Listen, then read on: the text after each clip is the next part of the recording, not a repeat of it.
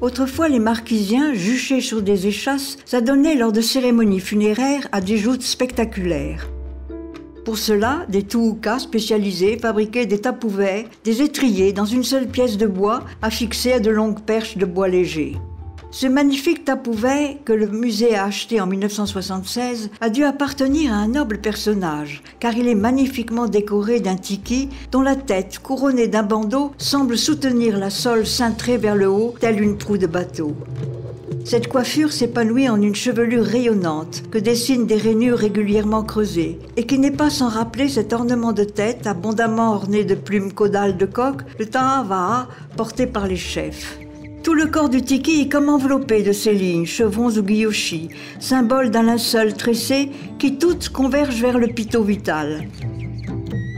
Le tiki est presque moins disproportionné qu'à l'accoutumée. Puissamment cambré, les fesses en appui contre le socle de l'étrier, les genoux pliés, il repose sans pied sur une solide plaque ronde. Les mains sont posées sur le ventre proéminent et les épaules se détachent nettement du buste creusé, laissant apparaître des bras bien dessinés.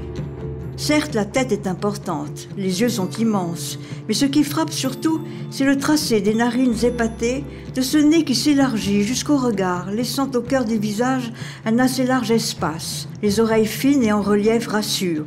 Le tiki entend, écoute.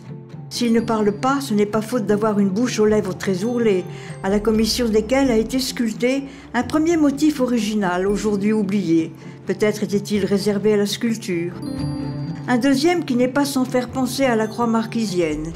Mystérieux langage des signes qui confère à cette œuvre d'art son caractère sacré originel et en confirme le mana protecteur.